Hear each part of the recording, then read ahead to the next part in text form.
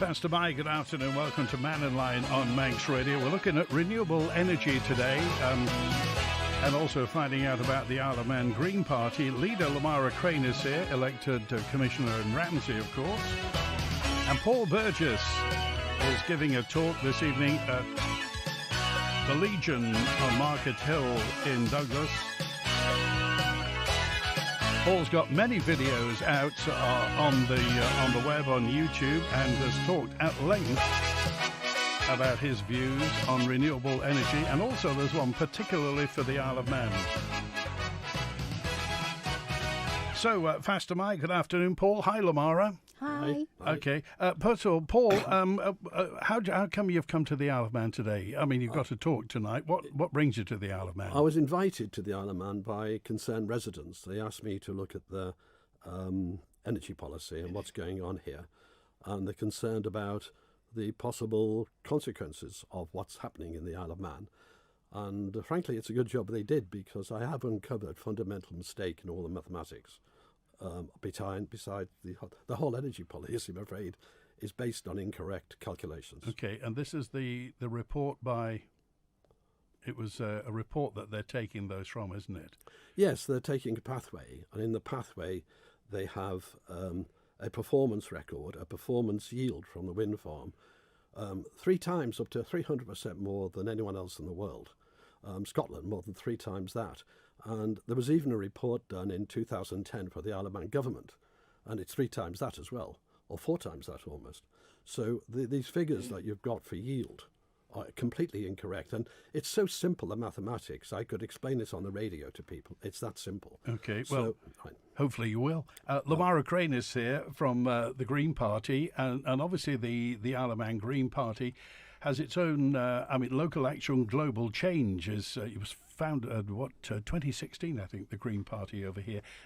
Is the Green Party behind the government's sustainable energy policy here? Definitely. We are delighted that the government is pursuing the net zero programme, and we very much hope that it's going to be delivered.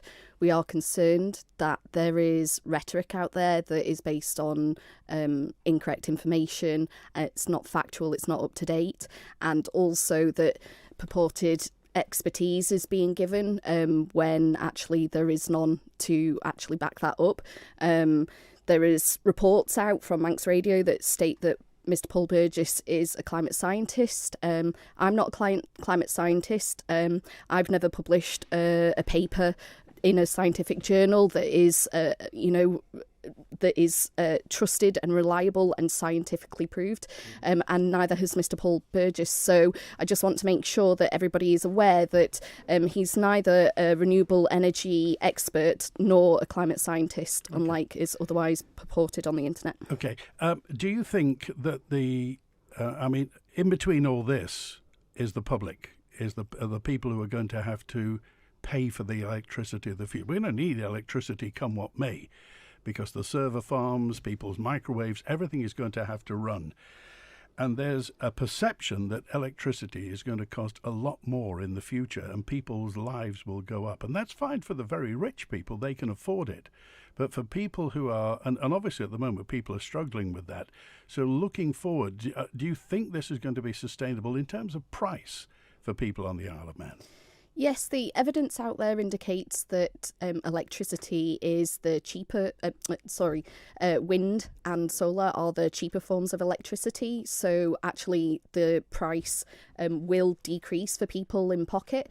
Information is being put out there that's incorrect. If you look at reliable sources on the internet, such as the International Energy Agency and also the MUA, who has published their data on their website and has backed up their information, then you can see that it is all legitimate and that it is from a reliable source, and that some of the information that's going out there is actually out of date.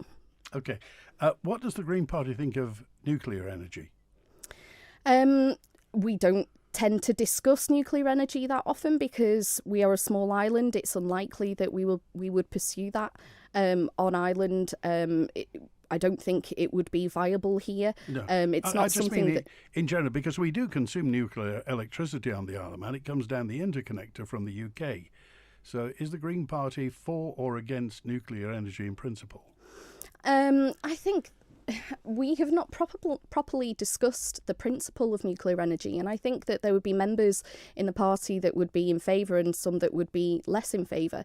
And I think that, you know, it would be something that actually wouldn't necessarily be relevant to the Isle of Man anyway. So, okay.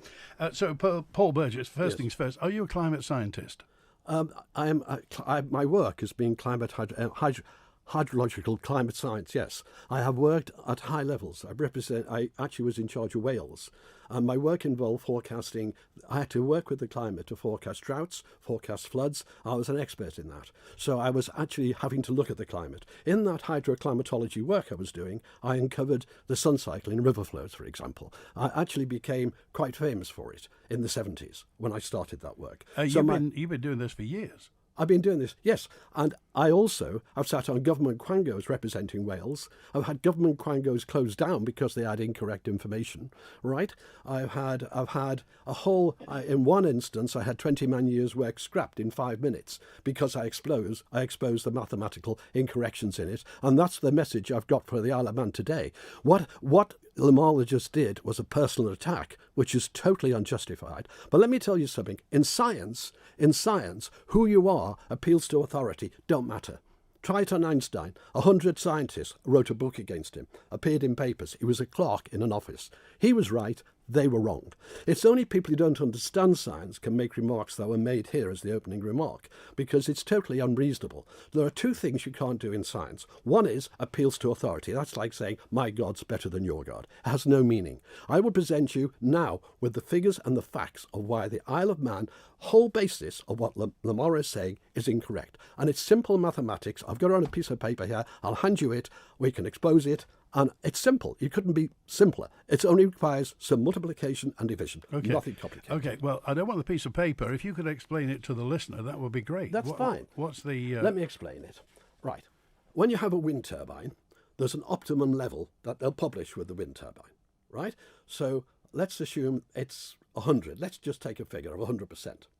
Now, when you subject the wind, you're not going to hold 100% for the whole year. So in this case, we've got 20 megawatts of wind going in, yeah? So if you want to know what the theoretical limit is, you multiply 20 by 24 hours by 365. That's the total amount of energy in megawatt hours you can have in the year. But it's theoretical. It has no meaning, yes? So what do we actually get? And that is the load factor. So what do we actually get out of it? Now, the load factors that are published by the UK government for Scotland, which is the windiest part, is 28.4%, which is perfectly reasonable. There's a reason for that I can explain, because as the wind drops, it actually drops very quickly. So if you drop the wind by half, you actually reduce it eightfold. If you drop the wind even by 10%, you reduce it massively. So as soon as the wind drops away, because it's to the velocity to the power of 3, and I explain how to work it out on your phone now if anyone wanted to know, it drops away. Now, what you do is you take wind measurements with a machine, and you, over 5 years typically, by the way, and you can use different methods. Here they're using a sonar, and here they took the wind measurements in the winter, which is ridiculous. You can't do that. You've got to take it over the year. Now, the government in the UK published Scotland average 28.4. I will now read out some of the Scottish ones here. These are the top Scottish sites. And these are the load factors: 28.2, 28.4, 29.3, 23.8. But let's go into the Isle of Man. The Isle of Man in 2010 commissioned a report. And it looked at 10 or so places all around the Isle of Man. What could we get out of them? What load factors? And you know what they were in 2010 report? And I can give the link now. It's a very simple link. I could even put it over the phone. You can look up the report. And the load factors varied where they looked between 19 and 31%. The average was 25%. Do you know what load factors you've now got in the Isle of Man? They're impossible. No one in the world has them. 57%, 74% and 85%. Your costs are out by 200 to 300%, as is everything else. You've also missed out a loss of costs. Now, what I'm saying is so simple and basic, and I'll expose it tonight in full. It is so simple and basic that there is no doubt what I'm going to say now. The Isle of Man government, on simple mathematics, has to stop this whole programme and think again. Okay. It's as simple as that. Okay. So just tell me, why are wind turbines all over the world? Why? I mean, when you go all over Germany, there are lots of wind turbines. Yeah. In Spain, there are wind turbines right throughout the mountains. Correct. There. Why are wind turbines everywhere?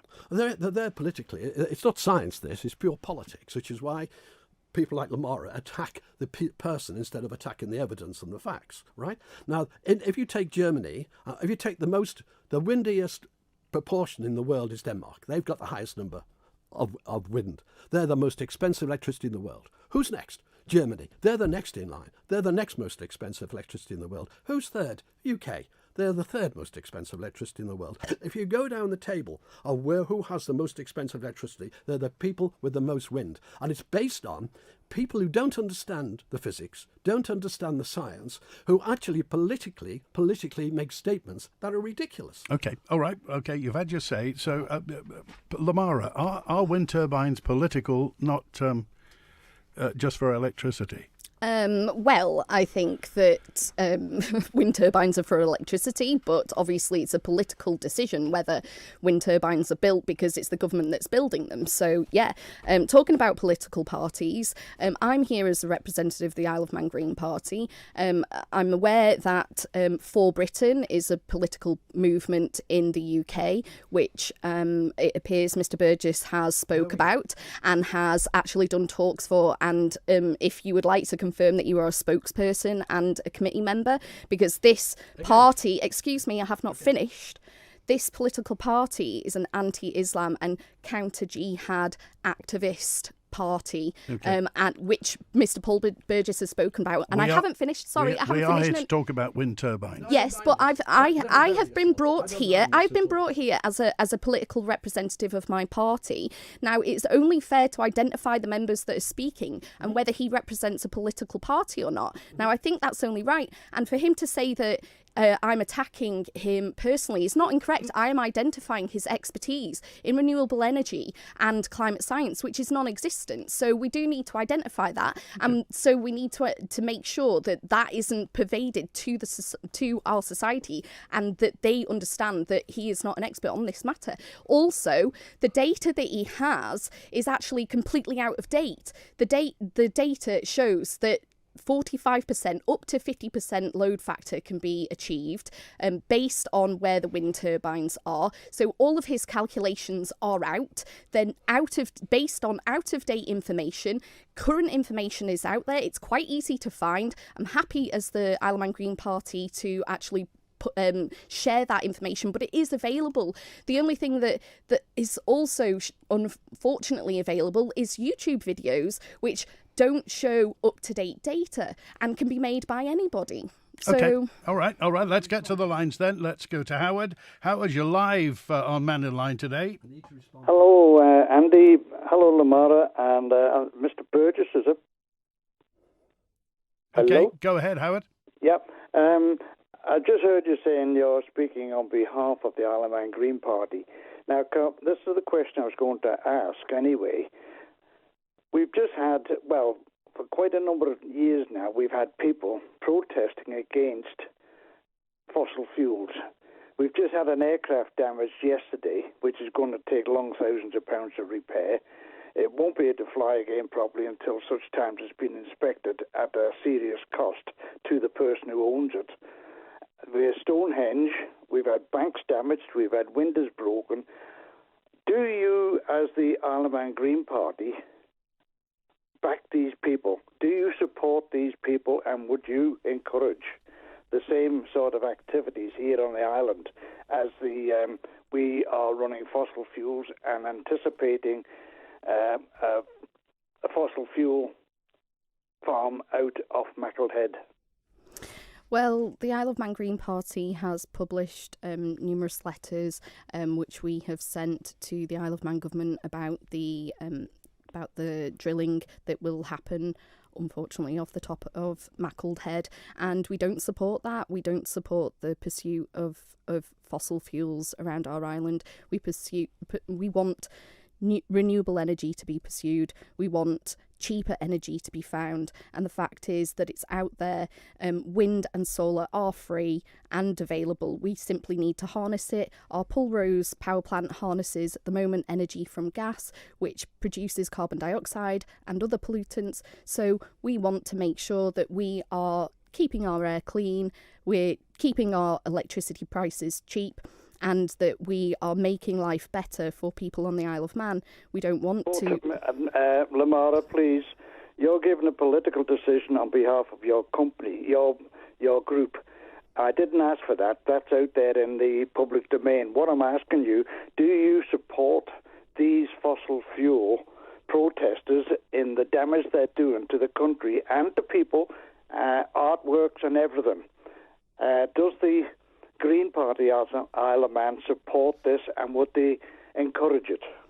Well, the Isle of Man Green Party is a political party, and we've set up as an organisation to combat things in a different way to what these protesters are doing. What they do is their own business. We probably align with some of the kind of rhetoric that they speak about, but we're not taking those actions. You don't see Green Party members necessarily doing that, and if they are, then that's up to them. But that's certainly not part of the political party and our statute. What is your personal thought on them? Well, as I've just said, it's up to them what they do. I haven't taken actions like those before, so I can't see that I would be doing so. What I do is I take action in a political sphere, and I'm on this radio show here to try and make sure that people, get the facts and aren't convinced by misinformation. Okay. Well, again, you're saying there it's political facts, and this is what it leads to: is the Green Party is unsubstantiated, but it is leading these people by the nose to cause the protests. And I'm afraid before long this is going to happen here on the island. Well, Extinction Rebellion has been operating on the island previously. It then took a hiatus because the Isle of Man government was taking action, and I believe the members of Extinction Rebellion decided not to pursue any action going further. So unless the Isle of Man government backtracks, hopefully not, and doesn't take into the rhetoric that's out there that's coming from a very small minority, then we should be fine, and I don't think that any of that action would be warranted. Okay, all right, thanks, Howard, and thanks. Sorry, you want to say something, Paul? Yes, I do. Having been personally attacked by Stop Oil, and having had a Stop Oil person prosecuted successfully for violence against us, right? I would like Lamara to state that she does not support, personally, would not support any actions that they take to damage, because she didn't answer that previous question. But before that, I want to say something. You allowed her to do a very personal attack on me. Let me give you some facts. I have a Master of Science, a Bachelor of Science, chartered. Same. I'm chartered. Pardon? Same, I have those. Yes, but I have it in the right subject, Lamara. Right, hold on. I was water resource engineer for the largest pump storage scheme in Europe, in Norwick, in Clanberis, right? I have a long history. I have done the hydroclimatology work in depth. I have uncovered sun cycles in the climate. I am fully qualified. I'm a member of Clintel, who only allow qualified scientists in. Right? So for her, in her ignorance, to be attacking me personally, rather than dealing with the data I've got. As for out-of-date data, the UK government, current data, the world current data I'm taking, this is total fabrication on her part in a sort of make-believe world. And the worst part about this is she's leading down the path of incredible cost coming to the Isle of Man. And that's the part I want to uncover. And you'll have an opportunity tonight to listen to me, and I welcome all those against me tonight to appear. Okay, I appreciate it. We're here, by the way, and attacks against people, the listeners will decide how much value that they have. We're here to find out information. The Green Party on the Isle of Man has elected representatives. They've been here since 2016, so we recognise that. So if you want to go and see Mr. Burgess tonight, he's there. We just really want to find out where the political party stands on the Isle of Man, and also how much it's going to cost. And Mr. Burgess will be explaining those things tonight. Personal feelings here, there and everywhere, well, you make your own decisions on those. Anyway, Julian's on now. Hi, Julian. Hi, Andy, and hello to Lamara, and welcome to the Isle of Man, Paul. Thank you. Not much wind out there today, actually. I noticed that Romsway's giving a 0 knot reading on their thing at the minute, which is interesting. I've got two questions, so I'll go quick.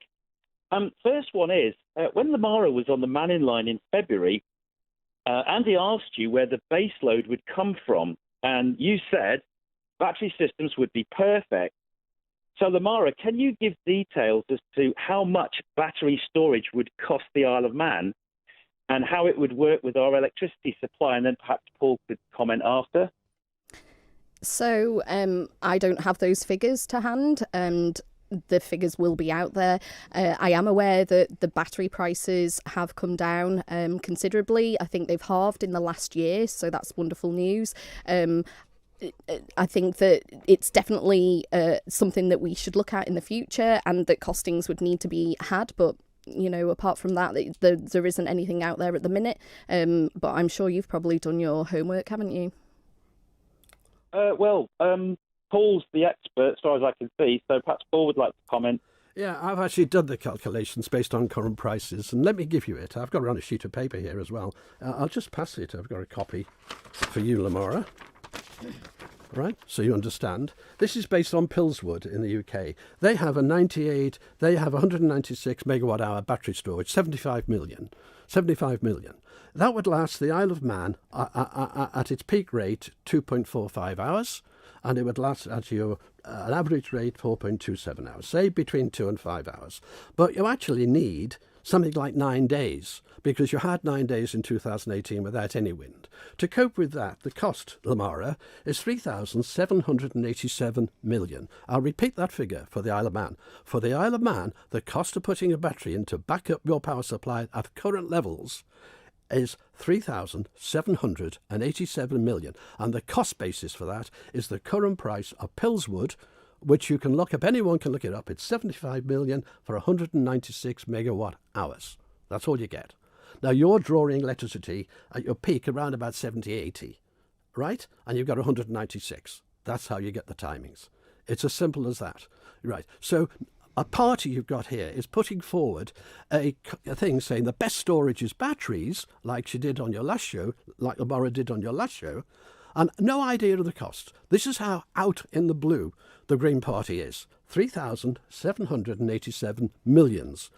That's how much.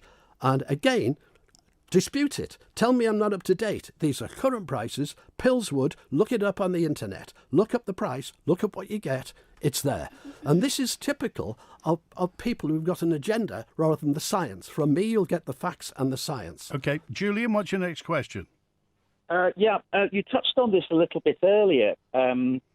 We've got the MUA giving figures for the energy generation from Erie Staine, giving capacity factors of somewhere between 57 to 84%. Now, the UK has a page, and I'll say it quickly. If anyone looks up calculating the level of the renewables obligation for 2024 to 2025, and as Paul has said, they're giving an average of 26% as the amount in the year. It's a bit like somebody turning up for work. You've also got DEFRA in 2010, which is only 13 years ago, and I don't think our weather is a quantum leap difference, and wind turbine technology hasn't jumped that much in the last 20 years. DEFRA's document is titled AEA/ED46657, and it is indicating on page 5 of the DEFRA report that the capacity factor for the island is 25%, which is pretty close to Scotland. It's pretty close to Ireland. All our neighbours are getting, according to the UK, and this is a very recent report, 26%. So, Lamara, if the MUA's current figure is 3 times more than what the DEFRA report was, how can that be? And also, if Tynwald has just voted for the net zero pushing forward on that agenda, if the politicians are being spoon-fed figures that are 3 times more than the UK have found and 3 times more than the DEFRA report was, How can you reconcile those two things? Can you confirm the date that DEFRA report was? 2010. AEA, Yeah. So ED, so 466. so I don't need the reference number. It's 14 years out of date. That's why it's different. 14 years is a very long time when it comes to renewable energy. Everything is changing year by year. The load factors right now are very much higher, and this is the problem that we're seeing nowadays, right?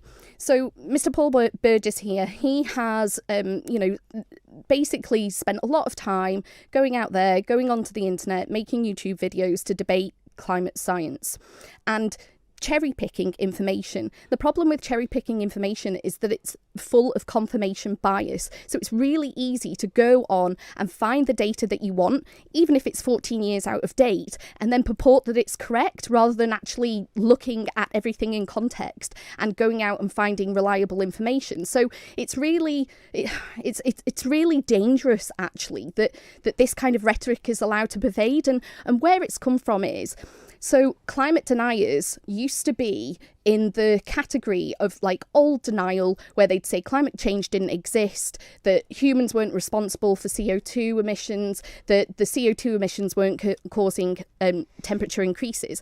But what we see nowadays is new denial. So it's a new form of climate deniers. And basically what they're saying is, yes, that they agree to climate change and that the temperature's increasing and humans are responsible. But what they're saying is that now that, oh no, it's fine because carbon is great for the planet, that we won't be in an ice age. And basically their objective is to make sure that renewable energy seems dangerous, harmful, expensive and pointless. And this is their narrative. This is what they're trying to do, because it all stems back to motivation and an ideology that is quite questionable, to be honest. And I do think that's why it's so important that we raise our political associations and where we're standing from and our expertise, because we need to be able to show what we are in an upfront perspective, so that people know who they're listening to and where this information is coming from. And if the information is 14 years out of date, then it's not relevant anymore, and new information needs to be presented. Final word, Lamara, Julian. Yeah, Lamara, you mentioned a load factor of 50%. A, where did you get that from, so I can go and have a look at it, please? And B, 50% is a lot less than the 84% that the MEA are talking about. So can you just answer those two questions before I go? Yeah, I'll send it to you later. How are you going to? Well, can you not just say? I mean, you are the Green Party head. Surely, if you're coming up with 50% load factors, where is this? And is it anywhere near the UK? Because if it's somewhere else, it's not relevant. So the International Energy Agency has lots of information on that. Wind is another one, which is a European entity that deals with wind turbines. There's plenty of sources that are reliable on the internet, and that's what's really important, because at the moment, YouTube is making a lot of money from content that's derived from old and new denial of climate change, and it's really dangerous to allow that to happen, basically. Sorry? I'd like to get a word in. Okay, well, hang on, I'll decide who talks. Just a final word, Julian. Yeah, I mean, if we're talking about sources of data, I've just read out the UK's own website. Okay. I mean, the UK government site. So, I mean, I'm sorry, but I'm directly from gov.uk. So I don't understand where you're coming from with European and other things. I mean, I've not found it anywhere else. So if we can't rely on the UK's figures, who are we going to rely on? Okay. All right. Thanks, Julian. Good to hear from you. We're here with Lamara Craine, leader of the Isle of Man Green Party, and Paul Burgess, who's giving a talk tonight. We're trying to get through all this just to find out what it's going to mean to the Isle of Man. Obviously, the UK has their own issues, but we're talking about the Isle of Man. And we have to pay for ourselves. Our money comes from the taxation that's generated on the Isle of Man. We get nothing from the UK. Remember, we are net contributors to the UK economy. So we have to pay for all this ourselves. And that will mean, if it's electricity, you and I will have to pay for it in the electricity we use. We'll find out more in a moment. The Isle of Man Creamery Farmers Cooperative was founded in 1934. A lot has changed in the last 90 years. From milk deliveries by horse and cart to the latest electric vehicles and fully recyclable bio-based packaging. But some things stay the same, like the dedication of our team, including local family dairy farmers delivering milk from high welfare herds, fully accredited as Isle of Man grass-fed.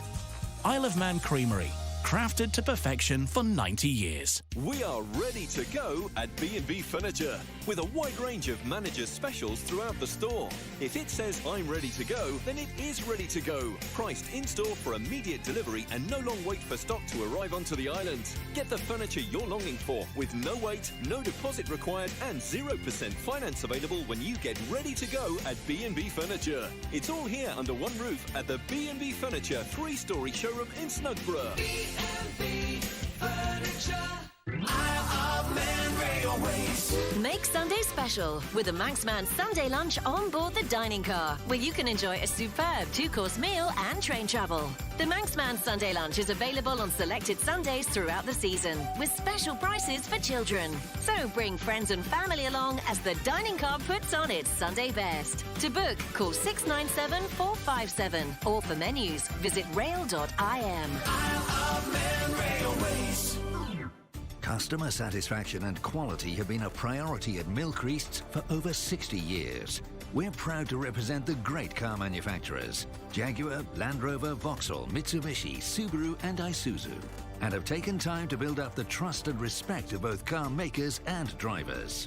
100% independent and Manx owned for new and approved used cars, leasing, servicing, parts and superb customer service. Milcreasts. It's what's behind us that keeps us in front. Celebrate Wimbledon 2024 with a sweet treat delivery to your workplace from Manx Radio. Putting a new twist on an old classic, all next week we'll be delivering strawberries and cream popcorn-ade popcorn thanks to Orchard Recruitment. And if you want a taste of the action, head to manxradio.com and nominate your workplace or a workplace you think deserves a sweet treat. Entries close on Friday the 28th of June. Celebrate Wimbledon 2024 in style with your nation station Manx Radio and Orchard Recruitment. The Mannin Line with Andy Wint. Talking to Paul Burgess, who's giving a talk tonight at the Manx Legion Club at 7:30. Lamara Craine is the leader of the Isle of Man Green Party, and we're trying to find out what net zero is going to mean to the Isle of Man, what renewable energy is going to mean on the Isle of Man. Paul Burgess, do you think, if wind turbines are on the Isle of Man, will it mean the end of Pulrose Power Station? All right, let me explain something there. But first of all, can I address this whole data thing? Because on wind, it's very important. If you would briefly, The physics are the same. The physics are exactly the same. When the wind blows onto a wind turbine, you're taking the energy, the velocity energy out of the wind and convert it to electric. Right. If you look at wind, all the wind formula, they end up with V, that's the velocity of the wind, to the power of 3. So the actual yield is almost independent of time. There's no understanding of the engineering here on the other side, I'm afraid. None at all. So the date doesn't matter. These were proper, qualified people who came up with it. They agree, by the way, what they did agrees with the current government in Ireland, agrees with the government in Scotland, agrees with the current government in England. Okay. So to say it's to do with age is just pure ignorance. I'm sorry. So the effect will be this. You've got to back up wind with gas. There is no alternative. I've just explained that to use batteries on Lamara's work is £3,787 million to back up your current demand, right? So you've got to use gas. Now, the funny part is, and there's a Green Movement, I published a video on this to do with the Isle of Man before I came here, but a Green Movement said, the truth is, analysts all know this, when you mix wind with gas, you get a much more expensive end result, and it puts the price of gas up. I can explain that. If you're only getting the average yield you're going to get from your 20 is about 5.4. The average throughout the year is 5.4 megawatts. Your base load's about 25, right? So you're not even covering that, and that's going to vary between 0 and 20, right? That's the range. So what you're going to have is gas to back it up. But the gas now has to back up 100%. It'd be backing up 100% at the moment in this weather. When it's backing up 100%, it needs the same staff, the same infrastructure, the same overheads, the same costs of all the gas. But they actually have less productivity. Also, they've got to keep on turning. You've got what's called a closed circuit gas station or an open circuit. An open circuit can quickly back up wind. Closed circuit is much slower. So they've got to keep the gas running and the gas turbines running, waiting for the wind to drop. There's an extra cost there, totally ignored. And that's the difference between closed and open circuit. I'm a chartered engineer, and so this is basic stuff. This is not complicated. And so that is a point. So the end result is you have a much more expensive mix, which is why Denmark has the highest prices in the world, then Germany, and then the UK coming up fast. Okay, so that's why. Let me just paraphrase then. There are peaks and troughs in demand, and there are peaks and troughs in wind yield, and they don't often coincide. So we need a gas turbine to back up the troughs in generation and the peaks in demand for that, and we have to keep out the gas power station. You've got to. There's no choice. Okay. Neil, you're live with our guest today. Hello, Neil. Good afternoon, Andy. Thanks for your help, and good afternoon to your guests. I also work in a science environment in a laboratory, but also in common with Lamara, I have a keen environmental aspect to my life as well. I grow all my own vegetables and fruit. I don't spray, etc. And my uncle farmed here for 86 years, and he was saying 25 or 30 years ago that undoubtedly the climate is changing. So as a society, we clearly have to address that. However, what I find strange is that for me, and I'm speaking personally here, I think the only form of sustainable green energy is actually nuclear going forward. I cannot see how wind and solar are going to accommodate the Isle of Man, and it's been a very, very balanced and informative discussion, actually, which you've had on today, Andy. Also, another thing which concerns me is that I think this whole fiasco, this whole project is to accommodate the business lobby once again, because I have a farming friend who farms in the Beery Mountain area, and his family have already been approached by a satellite company, which once he did his investigation, he discovered it belonged to the Peel Group, and they want to acquire 350 acres of mountain land in the Beery area simply to accommodate wind project plans. So for me, this whole agenda, this whole policy of wind projects on the island is purely based on greed, again, from the business community here. So I would like to ask Tamara, why does the Green Party not support nuclear? Thank you. Thanks for bringing that back up. I will ask my party. I don't think it's anything like I've said that we've discussed at length before, because it's been dismissed that it wouldn't be worth looking at for the island. That is in Professor Curran's report as well, which unfortunately Mr. Burgess does not agree with. That was put out by a professional, by an expert, and not by someone who is aligned with the new denial version of climate denial. And that's the problem. I think that what we really have here is today on the show is that basically somebody who is completely against the idea of climate change, because only 2 years ago he was publishing videos that basically denied the existence of climate change. He's now changed. I watched one this morning. You can see it 2 years ago, October 2021. Just stop that lying. So I've always said there's climate change. Okay, it's on YouTube, so you can see it. But the issue is that I want to digress from your question, because I feel like I've covered it. But the problem is that there is a rhetoric here, and it's quite dangerous. Right. And by putting out information that isn't correct, then it's going to potentially damage Lamara, what a positive thing that's happening on the Isle of Man. That's your opinion. That's not fact. That's your opinion. So okay? what this is an opinion program. That's your opinion. That's my opinion. Yeah. But unfortunately, the factual data that Mr. Burgess is putting out is incorrect. Okay. The calculations are based on wrong data. Okay. So well, the public incorrect. will find that out. When the public take the time to look at it, they'll draw their own conclusions. Well, I hope so, but they need to bear that in mind. Just bearing in mind what Neil was saying, is the Green Party being played by big business? No, I don't believe so. I mean, I don't have any contact with big... I'm talking about existentially. Has big business latched onto green energy to make lots of money? I'm actually really pleased that you've come on to this, because business, he said it. Yeah, well, no, but I mean that it's been raised up in this conversation, because big business has always supported climate change denial. So you can look at Exxon, who spent 30 million trying to deny climate change that their own scientists discovered.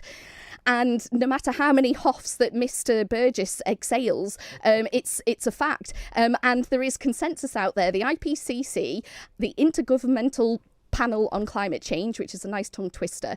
The fact is, 99% of scientists agree that there's climate change. The new denial version of climate change is denying that any actions taken to combat climate change are pointless, expensive and harmful. Okay. And that's what we're listening to today. So everybody needs to bear that in mind. And another thing that needs to be bared in mind is that the reason why climate change denial has grown so much is because it profits big business. They have made so much money out of fossil fuels, and the far right and right-wing policies all stem and support climate change denial. And that is something that we probably should consider here, because Mr. Burgess has, interviewed with Tommy Robinson from EDL, who's a far right winger. Lamara, this has got nothing to do with the Isle of Man. We're here to talk about the Isle of Man.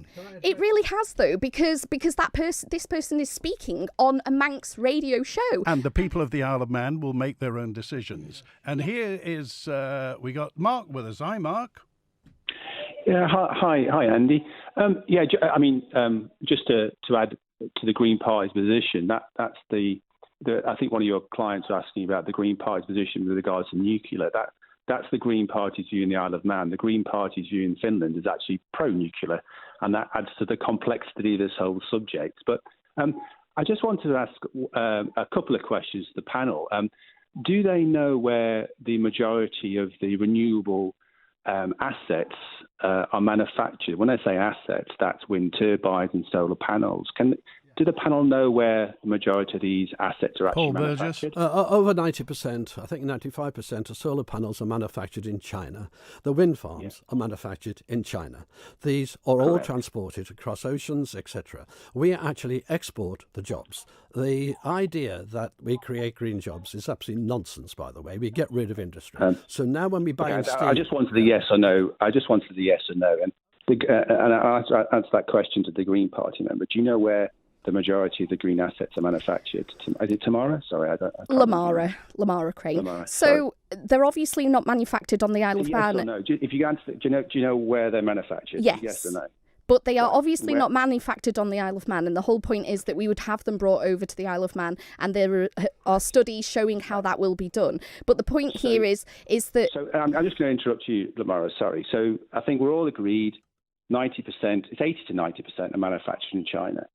Do you know which country is the biggest polluter in the world, and that opens 8 new coal power stations every month? Which country is that? We're running out of time, so if you could just have the conversation. It's China. Yeah. It's China.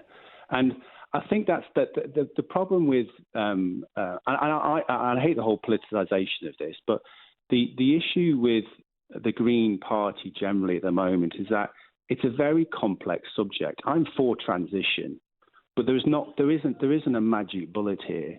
And, we are going to have wind turbines over here as part of the transition. But to say they're actually completely green is a nonsense. But it's an evolving process. And I think I'd be interested in Lamara's view on the gas as well, whether she considers that a polluter. The Green Party in Finland consider gas as a renewable transition fuel, as does the European Union. And I think I'm just interested in her view on transition, whether she thinks gas is a transition fuel, yes or no, and whether she disagrees with the Green Party's view in Finland. Well, on the Isle of Man at the moment, we use gas, and I use gas to heat the water in my property. I don't feel too much guilt or shame in that, because that's unfortunately the situation the Isle of Man is in currently. But what I'm here to do is to pursue the transition and to have renewable energy on the Isle of Man, which is cheap and it's free to access as far as obtaining that resource, and that we will need to spend money harnessing it. So yes, we will need to pay for wind turbines from China or solar panels from China or anywhere else that then supplies better or products in the future. But the fact is, we know that there is still a cost with regards to carbon emissions, but we are doing our best to reduce them, and that's the aim. The IPCC have put out dozens of reports about how this should be achieved, and the danger is that we're not going to follow their advice, and that people will be misinformed and misled, and that we should really he keeps huffing, we should really listen to the real experts that are out there and pursue that agenda. And that, yes, okay, it is political as to how many we build, where we build them, because that's a government decision. And that's one of the things that has been mentioned in Mr. Burgess's videos, is that there's constraint payments, and who would the MUA would need to pay for when the wind turbines are providing too much energy. But that's simply not the case, because it's government owned. So who would they pay? Who would they compensate? No one. It's them. Mark? So from what Lamara says, she's actually pro-gas as a transition fuel. Is that correct, Lamara? I'm not pro-gas, like, yay, let's use gas. I recognise that, unfortunately, we're in the situation where we have to use gas, and that we will transition to a renewable energy sources over the coming years. Great. I think that's a very sort of a moderate and sensible approach, Lamara. Nothing else from my side, Andy. Thank you. All right, thanks for calling today, Mark. Paul, you wanted to say something? Yeah, a few things there.